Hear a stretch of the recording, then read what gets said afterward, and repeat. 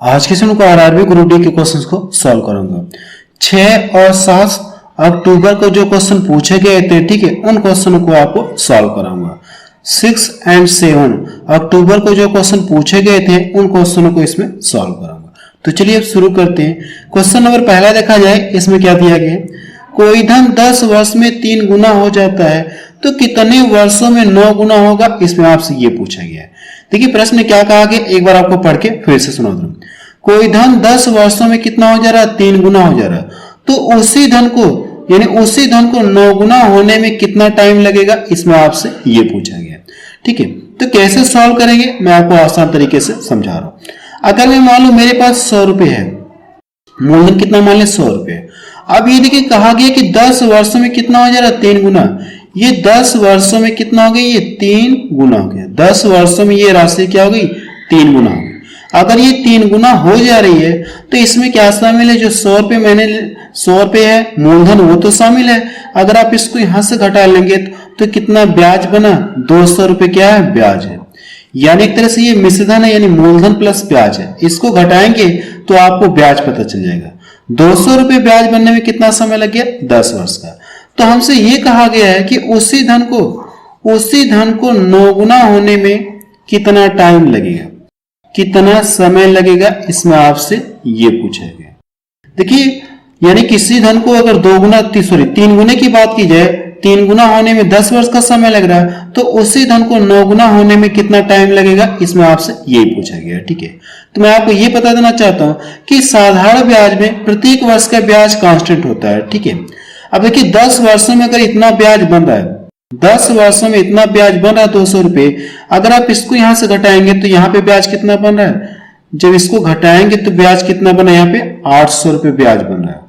200 रुपए ब्याज बनने में 10 वर्ष का समय लग रहा है, तो 800 रुपए ब्याज बनने में कितना समय लगेगा, इसमें आपसे ये पूछा है। अगर ध्यान से देखें तो ये इसका क्या है, ये जो है इसका 4 गुना है, तो टाइम भी तो 4 गुना लगेगा, टाइम भी क्या लगेगा, 4 गुना लगेगा। तो कितना हो जाएगा, 40 वर्ष। उसी धन को 9 गुना होने में कितना समय लगेगा, 40 वर्ष का समय लगेगा। ये इसका आंसर आ गया। ठीक है, इस क्वेश्चन को हम लोग एक तरीके से और भी सॉल्व कर सकते हैं, लेकिन मैं आपको नहीं बता रहा हूं। ठीक है, चलिए अगला क्वेश्चन देखा जाए। क्वेश्चन नंबर 2 देखा जाए, इसमें क्या दिया गया है, एक संख्या एवं उसके व्युत्क्रम का योग -2 है तो वह संख्या ज्ञात कीजिए। देखिए अगर हम लोग मान लें कि मानक संख्या कितनी x है, अब ये कहा गया संख्या का व्युत्क्रम, अगर आप इसका व्युत्क्रम करेंगे तो 1 हो जाएगा। इन दोनों का योग किसके बराबर कहा गया, -2 के बराबर, -2 के बराबर है। तो आपसे ये पूछा गया कि वह संख्या कितनी है, यानी आपको x की वैल्यू बताना है। अगर ध्यान से देखा जाए तो x का मान क्या रखा जाए कि इन दोनों को भी जोड़ने के बाद आपको ये मिल जाए -2। अगर हम लोग करें कि x बराबर कितना रख दे, -1 रख दे, -1 रख के चेक करते हैं क्या इसको सॉल्व करने के बाद -2 मिल रहा है क्या। अब यहाँ पे रखेंगे तो -1 हो जाएगा, और ये 1/-1, ठीक है, 1/, ये -1, ये माइनस है। ठीक है, -1, तो ये जो माइनस का गुणा कितना, माइनस हो जाएगा नहीं, और ये कितना हो जाएगा, ये -2। देखिए बराबर मिल गया कि नहीं, 2 बराबर 2 आपका मिल गया। तो आप कह सकते हैं कि वह संख्या कितनी होगी, वह संख्या कितनी होगी, -1 होगी। वह संख्या कितनी होगी, -1 होगी। ये इसका क्या आ गया, आंसर आ गया। चलिए अगला क्वेश्चन देखा जाए। क्वेश्चन नंबर 3 देखा जाए, क्या पूछा गया था, एक बेलन की त्रिज्या एवं ऊंचाई बराबर है, रेडियस और जो हाइट है दोनों क्या है, बराबर है। यदि बेलन का आयतन दिया गया है तो पूछा गया बेलन की ऊंचाई पूछा गया है। देखिए ये बेलन का आयतन दिया, तो बेलन का आयतन बराबर फार्मूला क्या होता है, आप यहां से लिख लीजिए। बेलन का आयतन बराबर क्या फार्मूला होता है, πr² होता है। क्लियर है, इसका मान देखिए दिया गया कितना, 1000 कितना दिया गया, 78 है, और इक्वल टू, अब देखिए यहां से अगर आप करेंगे तो पाई का मान कितना होता है, 22/7।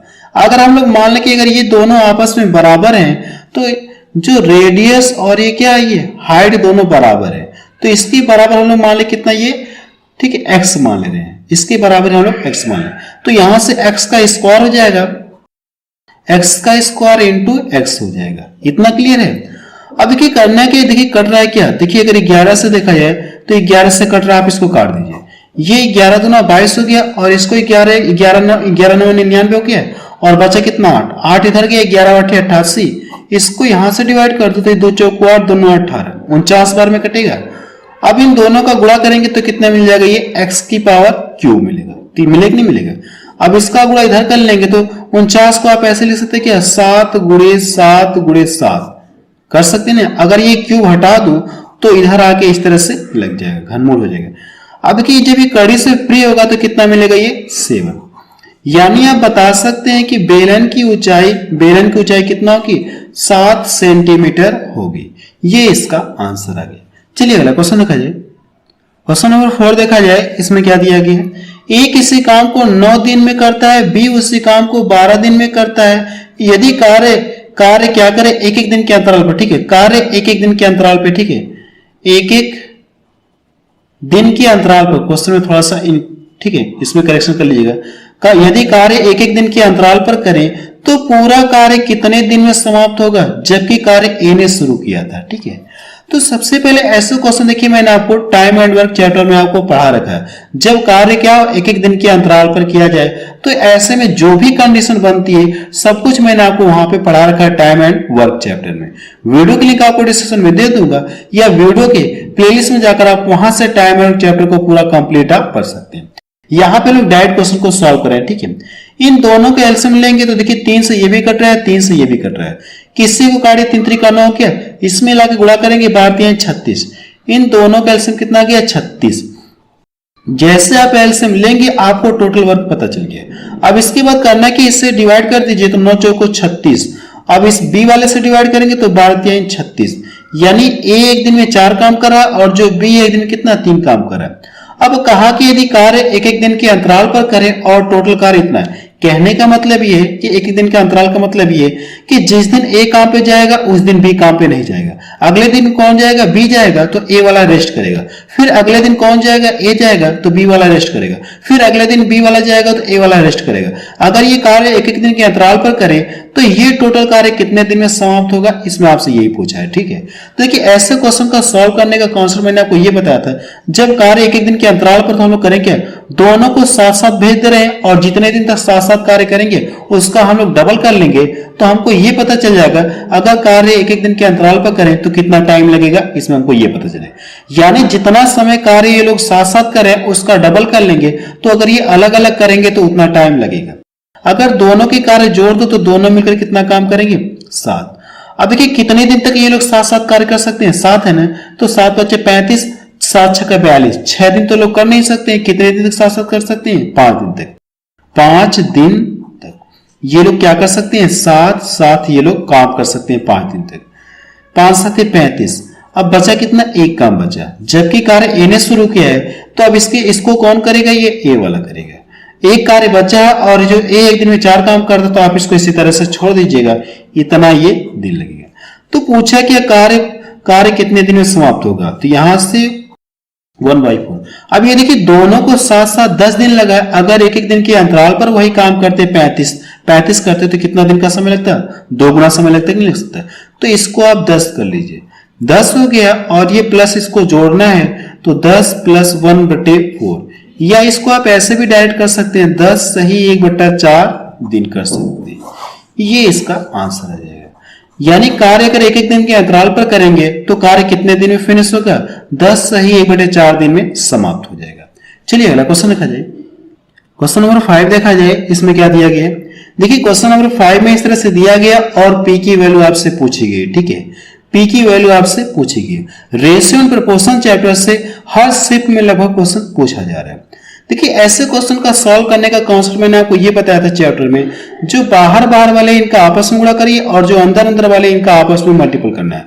तो इनका जब गुणा करेंगे तो पी स्क्वायर हो जाएगा और इक्वल टू 75 को आप ऐसे लिख सकते क्या, 25 × 75, 25 × 75। और इसको आप ऐसे लिख सकते क्या, 16 × 48, 16 × 48। अब ये जो स्क्वायर है अगर मैं हटा दूं तो इधर आगे क्या लग जाएगा, ये रूट लग जाएगा। अब ये देखिए कड़े से फ्री हो जाएगा, 25 तो 5 देगा, 3 का भी देखिए पेयर बन रहा है तो कितना हो जाएगा, 3 हो जाएगा। 16 भी कड़े से हमारा फ्री हो जाएगा। अब इन सभी का गुणा कर लीजिए तो 4 तो 5 3 15, 15 जो कितना हो जाएगा 60। P की वैल्यू किसके बराबर होगी? 60 के बराबर होगी। चलिए अगला क्वेश्चन देखा जाए। क्वेश्चन नंबर 6 देखा जाए, इसमें क्या दिया गया है? देखिए क्वेश्चन नंबर 6 में इस तरह से दिया गया और x का मान आपसे पूछा गया है, ठीक है। तो देखिए रेशनल, देखिए इस घातांक कड़ी के कुछ नियम होते हैं। अगर कहीं पे a की पावर m लिखा है इंटू a की पावर m लिखा है, ठीक है, अगर दोनों के आधार सेम है तो मल्टीपल करने पे आपको a ही मिलेगा और पावर आपस में क्या होती है? जुड़ जाती है, m प्लस n हो जाती है। ये घातांक कड़ी का नियम होता है। तो इस एक नियम और होता है, जैसे अगर मैं ये लिख दूं a की पावर m कर दूं बट्टे a की पावर कितना n कर दूं, तो जो इसका मान किसके बराबर हो जाएगा? यानी ये भी दो है, यानी कह सकते ये और ये दोनों सेम है कि नहीं? तो ये है और ये जो m है ये चला जाएगा ऊपर, तो ऊपर चला जाएगा। तो इस तरह से a की पावर m माइनस ऐसे आप लिख सकते हैं, इसको आप ऐसे लिख सकते हैं। ये पावर चला जाएगा ऊपर, ठीक है, यानी a की पावर m इंटू a की पावर माइनस m। जब यहां से करेंगे तो a की पावर कितना हो जाएगा? m minus n। यही चीज मैं आपको यहाँ पे डायरेक्ट लिख दिया हूं, ठीक है। इसके अकॉर्डिंग हम लोग क्या करेंगे? सॉल्व करने जा रहे हैं, इसके और इसके अकॉर्डिंग सॉल्व करने जा रहे हैं इसको। देखिए यहाँ पे दोनों के तो आधार सेम है तो पावर आपस में जुड़ जाएंगी। पावर जोड़ेंगे तो ये -7 प्लस 3x प्लस 4 बराबर कितना हो जाएगा?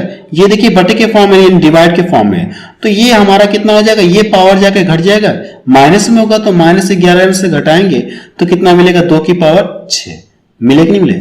2 की पावर 6 मिल गया। अब इसके बाद देखिए करना है कि इसको और इसको देखिए, तो इन दोनों का जब मान करेंगे, ठीक है, जब इन दोनों को लिखेंगे आप, सॉरी इसको आप ऐसे लिख लीजिए, इस पूरे की पावर रहेगी ये, ठीक है, ये पूरे की पावर रहेगी -7 और ये प्लस 3x प्लस 4 और ये 2 की पावर कितना? 6। क्लियर है? यहां पे मिस्टेक हुआ मुझसे, ठीक है।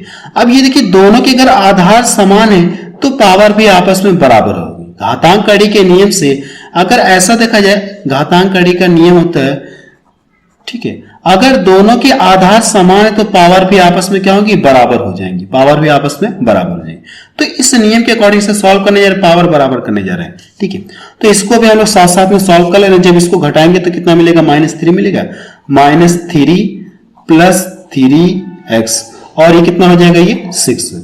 ये जाएगा तो इधर 9 हो जाएगा, तो 3x बराबर कितना? 9। और इसको मैं यहां से डिवाइड कर दूं तो x की वैल्यू कितना आ जाएगी? 3 आ जाएगी। x की वैल्यू कितना आ जाएगी? 3 आ जाएगी। ये इसका क्या आ गया? आंसर आ गया, ठीक है। इसका आंसर कितना आ जाएगा? 3 आ जाएगा। चलिए अगला क्वेश्चन देखा जाए, क्या क्वेश्चन एग्जाम में पूछा गया था।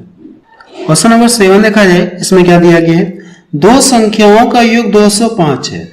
एक संख्या को 5% घटाने पर छोटी संख्या को 10% बढ़ाने पर बराबर होती है, तो छोटी संख्या क्या है? इसमें आपसे ये देखिए कंडीशन, ये पहली संख्या यानी बड़ी संख्या हो गई और ये छोटी संख्या। अब ये कहा गया कि एक संख्या यानी बड़ी संख्या को 5% घटाने पर ये संख्या जो भी होगी अपने आप में 100% होगी, अपने आप में 100% होगी। अगर इसमें 5% की कमी हो रही है तो बचा कितना? सिर्फ 95% बचा। क्लियर है? अब ये कह दिया गया कि दूसरी संख्या में 10% की वृद्धि करेंगे, तो ये तो अपने आप में 100% है। अगर 10% बढ़ाएंगे तो बढ़कर कितना हो जाएगा? 110%। ऐसा करने के बाद ये दोनों क्या हो जाती है? बराबर हो जाती है। तो यहां से आप बराबर कर लीजिए।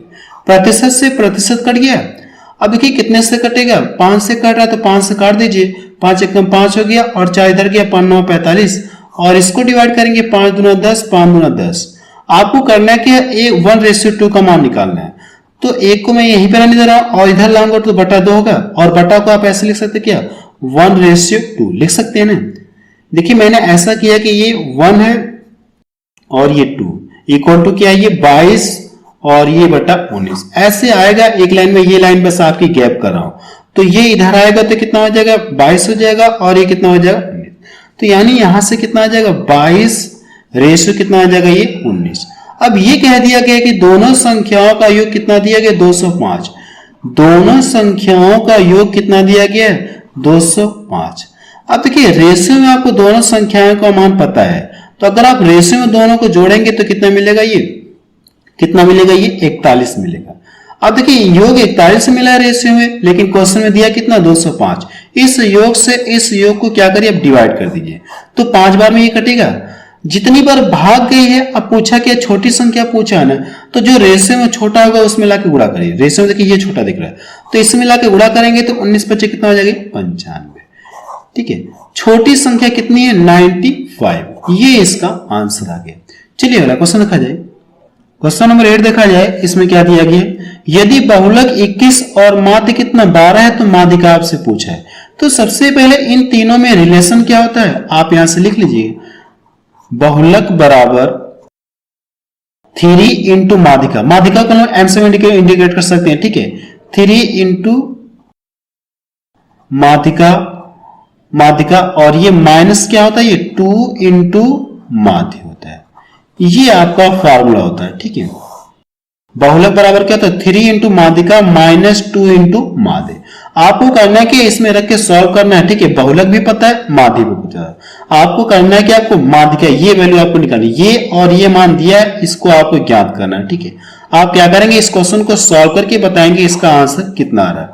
ठीक है, क्वेश्चन नंबर 8 आपको क्या करना है, सॉल्व करके बताना कि इसका आंसर कितना आ रहा है। चलिए अगला क्वेश्चन देखा जाए। क्वेश्चन नंबर 9 देखा जाए, इसमें क्या दिया गया है, 25 रुपए में 8 की दर से वस्तु खरीदकर उन्हें 20 रुपए में 6 की दर से बेच दिया तो कितने प्रतिशत लाभ या हानि हुआ, इसमें आपसे ये पूछा। ठीक है, देखिए ऐसे क्वेश्चन को कैसे डिटेल में सॉल्व करते हैं वो भी मैंने आपको चैप्टर में आपको पढ़ा रखा है, प्रॉफिट एंड लॉस में, और शॉर्ट तरीके से कैसे करते हैं, ट्रिक से कैसे करते हैं वो भी मैंने आपको चैप्टर में बता रखा है। तो इस क्वेश्चन को हम क्या करें, यहाँ पे ट्रिक से ही सॉल्व करेंगे। अब देखिए कहा कि 25 रुपए में कितनी वस्तुएं खरीद रहा है, ये 8 वस्तु खरीद रहा है। 25 रुपए में ये 8 वस्तु खरीद रहा है, 8 की दर से ये वस्तु खरीदता है। फिर कहा कि 20 रुपए में 6 की दर से वस्तु बेच रहा है, 20 रुपए में 6 की दर से बेच रहा है, तो ऐसा करने पर उसे लाभ होगा कि हानि होगा। तो इसको सॉल्व करने के लिए मैं आपको सबसे आसान तरीका बता रहा हूं। आपको करने के सबसे पहले इसका इसमें गुणा करिए और इसका इसमें गुणा करना होगा। ठीक है, पहले आपको इसमें गुणा करेंगे तो कितना हो जाएगा, 8 दूना 16, 160 हो गया, और इसका इधर गुणा करेंगे तो 25 छक्का 150। अब इसको घटाएंगे। ठीक है, इसको क्या करेंगे, घटाएंगे। जो घटाएंगे इसी से करना है कि आपको डिवाइड भी करना है। ठीक है, जो घटाएंगे उसी से डिवाइड करना है, और प्रतिशत में कन्वर्ट करने के लिए 100 से मल्टीपल करना है। ठीक है, तो सबसे पहले हम ये कैसे पता करें कि उसे लाभ हो रहा है कि हानि हो रहा है, तो पता करने का तरीका यही होता है कि अगर आप इन दोनों का जब अंतर करेंगे, जब दोनों का अंतर करेंगे, अगर अंतर प्लस में मिले तो आप क्या कहेंगे, लाभ हो रहा है। अगर अंतर प्लस में मिले तो आप क्या कहेंगे, लाभ हो रहा है। अगर अंतर माइनस में मिले तो आप क्या कहेंगे, उससे हानि हो रही है। अगर आप घटाएंगे तो यहां से कितना मिलेगा, 10। ये प्लस का मिला है ना, तो उससे क्या हो रहा है, लाभ हो रहा है। क्या हो रहा है, उससे लाभ, प्रतिशत लाभ, प्रॉफिट ने। अब इसके बाद देखिए यहां से अगर मैं इसको काट दूं, ये कट गया इससे। देखिए अगर मैं इसको यहां से डिवाइड कर दूं तो 15 छक्का 90, 15 छक्का 90, और बचा कितना, 15 छक्का 90, और बचा कितना आपका 10 है, और नीचे कितना है 15 है, तो 5 दूना 10 हो जाएगा, और 5 3 15, यानी उससे कितने परसेंट का लाभ हो गया, 6 सही 2/3% का लाभ हो गया। ये इसका आंसर आ गया। चलिए अगला क्वेश्चन देखा जाए।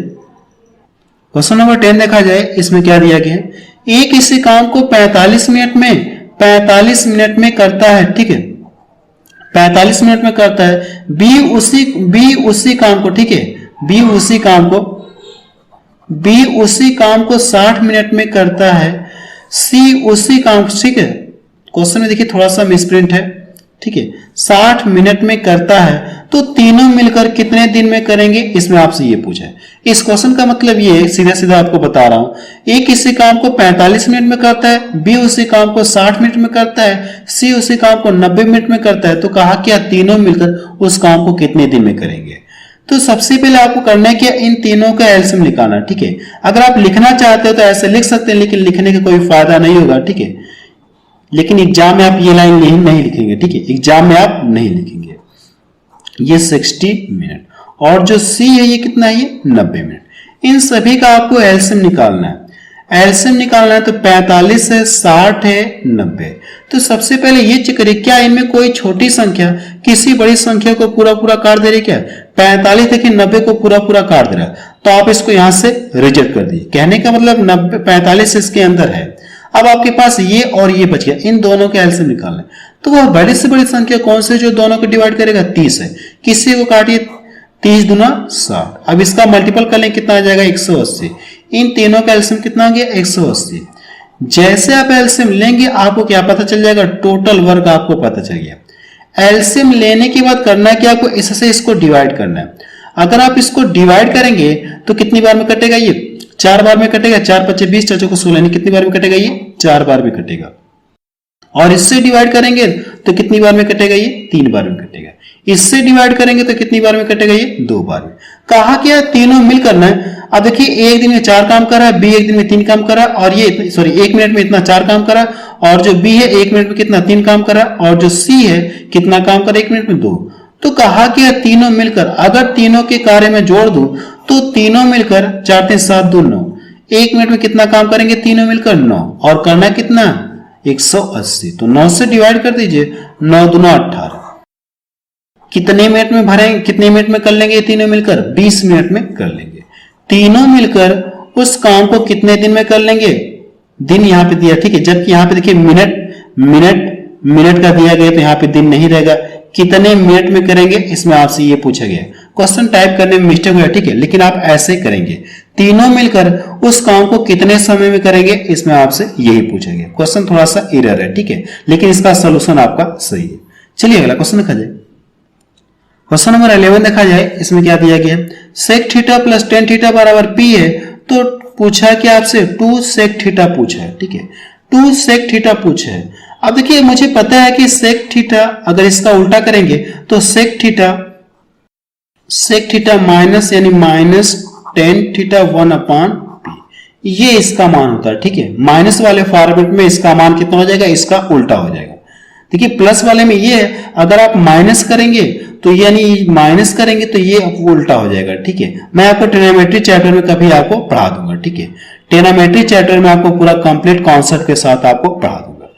अब देखिए, करने के इन दोनों को ऐड करिए। जब इन दोनों को ऐड करेंगे तो प्लस माइनस वाले टर्म ये आपस में कटे, इन दोनों को जोड़ेंगे तो कितना मिलेगा? 2 सेक थीटा और इक्वल टू कितना हो जाएगा? p प्लस 1/p होगा। जब इन दोनों को जोड़ेंगे तो p स्क्वायर, या यहीं पे कर लिया जाए, p स्क्वायर हो जाएगा प्लस 1 और बटा कितना हो जाएगा? p। कह सकते हैं कि सेक 2 थीटा का मान, ठीक है, 2 सेक थीटा का मान किसके बराबर होगा? p स्क्वायर प्लस 1/p के बराबर होगा। चलिए अगला क्वेश्चन देखा जाए। क्वेश्चन नंबर 12 देखा जाए। इसमें क्या दिया गया है? 63 वस्तु का क्रय मूल्य 54 वस्तु के विक्रय मूल्य के बराबर है, तो कितने प्रतिशत का लाभ होगा? इसमें आपसे ये पूछे। इस क्वेश्चन का मतलब आपको समझाता हूं। अगर मैं मान लो कोई दुकानदार है 63 रुपए में, ठीक है, सॉरी 63 वस्तुएं खरीद रहा है, 63 वस्तुएं कुछ रुपए में खरीदा, बट मुझे नहीं पता कितने रुपए में खरीदा। अब ये कह दिया गया है कि जब इसके अंदर से कितनी वस्तुएं ये सेल कर रहा है, ये 54 वस्तुएं जब सेल कर रहा है, ठीक है, 54 वस्तुएं जब सेल कर रहा है तो उसके इतने प्राइस निकल जा रहे हैं। प्राइस इसके क्या हो जाए? जितने में ये 63 वस्तुएं खरीद के लाया था कुछ रुपए में, जब इसमें से 54 वस्तुएं बेच रहा है तो इसका क्या हो गया? उतने रुपए मिल गए। तो जाहिर सी बात है, अब इसके पास बची कितनी वस्तुएं? 9 वस्तुएं बची है। तो जाहिर सी बात है, इससे क्या होगा? लाभ होगा। फ्री में तो देगा नहीं, उससे क्या होगा? लाभ होगा, ठीक है।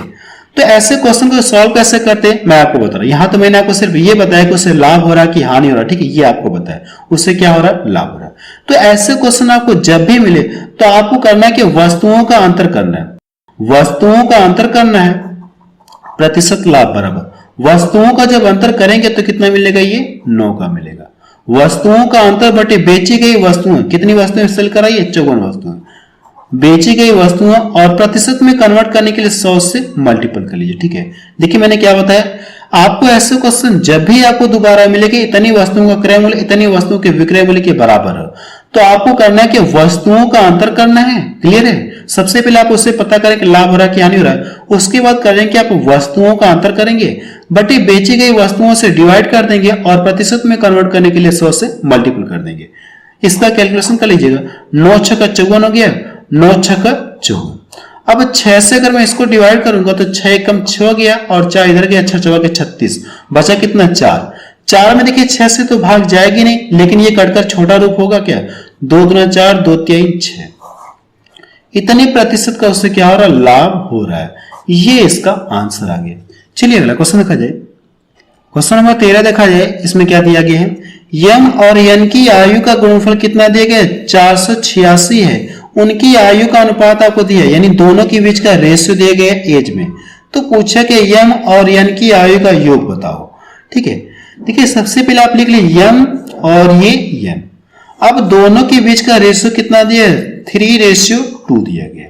और ये दोनों की गुणनफल दिया है ना, दोनों की आयु का कितना गुणनफल दिया गया, 486 दिया गया। देखिए कोई किसी इनकी आयु कुछ रहेगी, यानी इसकी आयु कुछ रहेगी, कुछ आयु इसकी रहेगी। किसी सेम संख्या से कटने के बाद मुझे ये रेशियो मिला होगा। अगर इनकी आयु प्राप्त करनी होगी तो सेम संख्या से इसमें गुणा कर देंगे, सेम संख्या से इसमें गुणा कर देंगे। अब इनकी आयु मुझे पता चली है। अब ये कह दिया गया है कि इन दोनों का गुणनफल किसके बराबर कहा गया है, 486 के बराबर है। तो यहां से अगर गुणनफल करेंगे तो कितना मिलेगा, 3 दूना 6, 6x² मिलेगा और इक्वल टू कितना 486। 6 से इसको डिवाइड कर दूंगा तो कितनी बार में कटेगा, 6 8 48, 6 एकम 6। तो x² बराबर इतना, तो x बराबर कितना आ जाएगा, ये स्क्वायर हटा दो तो इधर आके ये रूट लग जाएगा। x बराबर कितना आ जाएगा, ये 9। देखिए x की वैल्यू मुझे पता चल गई, तो पूछा कि उनकी आयु का योग पूछा। तो आप रेशियो में, अगर ये योग पूछा है ना दोनों की, तो आप रेशियो में दोनों को जोड़िए। तो कितना योग होगा रेशियो में, कितना आ जाएगा, 3 2 5, 5x होगा। रेशियो में दोनों की आयु का योग कितना हो गया, 5x। लेकिन x की वैल्यू कितना देगी आपको पता चल गई, 9। x के स्थान पे क्या रख सकते हैं लोग, 9 रख सकते हैं। तो 9 पचे कितना हो जाएगा, 45। दोनों की आयु का योग कितना हो गया, 45 वर्ष हो गया। ये इसका क्या आ गया, आंसर आ गया।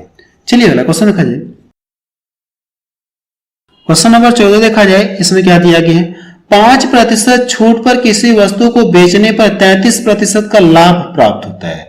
अंकित मूल्य क्रय मूल्य से कितना प्रतिशत अधिक है, इसमें आपसे ये पूछा गया। अंकित मूल्य क्रय मूल्य से कितना परसेंट अधिक अंकित है, इसमें आपसे ये पूछा गया। ठीक है, अब ये कह दिया गया जो भी, अगर यहाँ पे देखिए अंकित ये करेगा। ठीक है, पहले डिटेल में थोड़ा समझ लेते हैं, थोड़ा सा पहले डिटेल में आपको समझा दे रहा हूं। अंकित मूल्य देखिए जो भी रहा होगा, बट मुझे नहीं पता। अब ये कह दिया गया कि इस पर कितने % डिस्काउंट देने के बाद, 5% छूट देने के बाद जब इसे बेच रहा है तो क्रय मूल्य के अकॉर्डिंग, ठीक है, क्रय मूल्य के अकॉर्डिंग इससे क्या हो रहा है, 30% का, सॉरी 33% का लाभ हो रहा है। अगर हमें क्रय मूल्य मान ले कि माना कितना, 100 रुपए माना, क्रय मूल्य कितना है, 100 रुपए लोग मान रहे, तो जो लाभ हो रहा है क्रय मूल्य से कितना, 33% ज्यादा लाभ हो रहा है।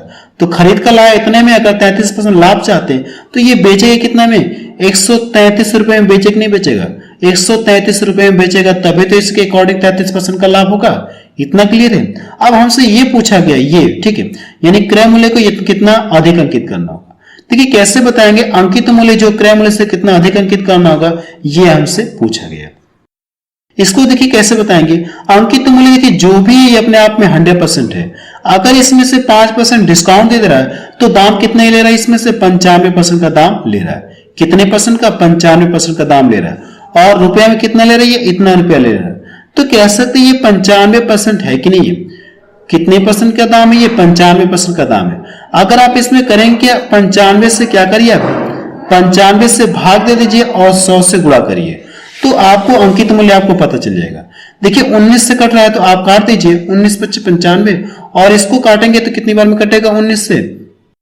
अगर आप 19 से काटेंगे इसको, ठीक है, 19 से काट देंगे 6 बार में, देखिए 7 बार में देखिए पूरा पूरा कट जाएगा 19, ठीक है, 7 बार में पूरा पूरा कट जाएगा। अब इसके बाद यहां से मैं इसको डिवाइड कर दूं, कितनी बार में कटेगा, ये 2 बार में। अब इन दोनों का आपस में मल्टीपल कर लूं तो 7 दूना 14, यानी इस वस्तु का जो अंकित मूल्य इसने कितना रुपया शो किया था, 140 रुपए। तो जो क्रय मूल्य, जो अंकित मूल्य है, क्रय मूल्य से कितना एक्स्ट्रा अंकित किया इसने, 40% एक्स्ट्रा अंकित किया। कितना इससे ज्यादा अंकित कर रही है, 40%, ठीक है। इससे कितना अधिक अंकित कर रही है, 40% अधिक अंकित कर रहा है।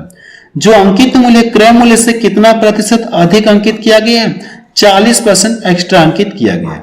ये इसका क्या आ गया, आंसर आ गया। ठीक है, इस क्वेश्चन को एक बार आप रिपीट करके जरूर से देख लीजिएगा। ठीक है, चलिए अगला क्वेश्चन देखा जाए। क्वेश्चन नंबर 15 देखा जाए, इसमें क्या दिया गया है, 40 रुपए प्रति लीटर की दर से दूध बेचने पर 2000 की हानि होती है यदि समान मात्रा, यानी मात्रा क्या है, समान, ठीक है, यूनिट क्या है, समान, समान मात्रा के दूध को 60 रुपए प्रति लीटर की दर से बेचा जाता है तो 1500 रुपए का लाभ होता है। 1500 रुपए का क्या हो जा रहा है, लाभ हो जा रहा है। यानी ये हानि वाली भरपाई तो हो ही रही है। जो 2000 की हानि हो रही है, अगर वो दूध क्या करे 60 रुपए के हिसाब से बेचे, तो यानी जो 1500 रुपए की हानि है ये तो भरपाई हो रही है, साथ में 1500 रुपए का क्या हो रहा है, लाभ भी हो रहा है। ठीक है, लाभ भी हो रहा है। तो ऐसे क्वेश्चन को कैसे सॉल्व करते हैं, हमसे यूनिट यानी मात्रा पूछा गया। देखिए पहले दूध 40 रुपए हिसाब से बेच रहा था, अब कितना बेच रहा है, 60 रुपए। तो यहां से घटाया जाए तो कितना रुपए एक्स्ट्रा करके बेच रहा है, ये कितना रुपए एक्स्ट्रा करके ये बेच रहा है, 20 रुपए प्रति केजी क्या कर रहा है, 20 रुपए प्रति लीटर। ठीक है, 20 रुपए प्रति लीटर ये क्या कर रहा है, एक्स्ट्रा बेच रहा है। एक्स्ट्रा बेच रहा है तो ये जो हानि की भरपाई हो रही है और लाभ की भी भरपाई हो रही है, तो इन दोनों को ऐड कर लीजिए। हानि की भी भरपाई हो रही है और लाभ की क्या हो रही है, भरपाई हो रही है। इन दोनों को जोड़िए, कितना मिलेगा, ये 3500 मिलेगा। अब ये कर क्या रही है, हमसे यूनिट पूछा है ना, तो इसको क्या करना, ये जो इन दोनों का डिफरेंट करके आप क्या करेंगे, 20 से डिवाइड कर देंगे, तो आपको मात्रा पता चल जाएगी। तो ये इससे कट गया और इसको यहां से डिवाइड करेंगे, 2 एकम 2 हो गया, 2 सत्ती 14 हो गया, 2 पच्चे 10, यानी कितनी मात्रा है, इतनी है, इतना लीटर, 175 लीटर। ठीक है, ये इसका आंसर आ गया। आपको ऐसे क्वेश्चन देखिए करना क्या है, यानी वो जब 40 रुपए के हिसाब से बेच रहा था तो 2000 की हानि हो गई, अब वो 60 रुपए के हिसाब से बेच रहा तो 1500 रुपए का लाभ हो रहा है, यानी 2000 की हानि भी भरपाई हो रही है और 1500 रुपए का लाभ भी हो रहा है। लेकिन यहां से देखा है कितना बढ़ाकर ये बेच रहा है, 20 रुपए के हिसाब से बढ़ाकर बेच रहा है। तो आपको करने के इन दोनों को जोड़कर क्या करना, आपको 20 से डिवाइड करेंगे तो आपको मात्रा पता चल जाएगी कि कितना दूध इसने बेचा होगा। ये इसका क्या आ गया, आंसर आ गया। तो आप मुझे कमेंट सेक्शन में जाके बताएं कि ये वीडियो आपको कैसा लगा।